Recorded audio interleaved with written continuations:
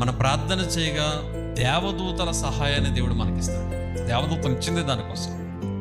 ఈరోజు దేవదూతలు దేవుడు ఎందుకు మన కొరకు ఉంచాడంటే మనకు పరిచారకులుగా ఉండడానికి, పరిచర్య చేయడానికి. మనం కూడా ప్రార్థిస్తే దేవుడు తన దూత ద్వారా ఒక మార్గాన్ని దేవుడు సిద్ధం చేస్తాడు. నువ్వు ఎటు వెళ్ళాలో, ఎటువైపు ప్రయాణం చేయాలో, ఏవి మూయబడిన ద్వారాలున్నో ఆ మూయబడిన ద్వారాలు దేవుడు ఏం చేస్తాడంటే తెరుస్తాడు.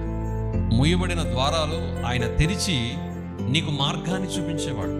నీ ఆలోచనలతో వెళ్తున్నావు కాబట్టి ఎటు వెళ్ళినా ఏది సాధ్యం కావట్లేదు, ఏ పని అవ్వట్లేదు.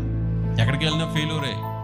ఏ ప్రయత్నం చేసినా అది నీ వల్ల కావట్లేదు, అది జయించలేకపోతున్నావు. కారణం ఏంటంటే నీ స్వశక్తి మీద ఆధారపడి వెళ్తున్నావు.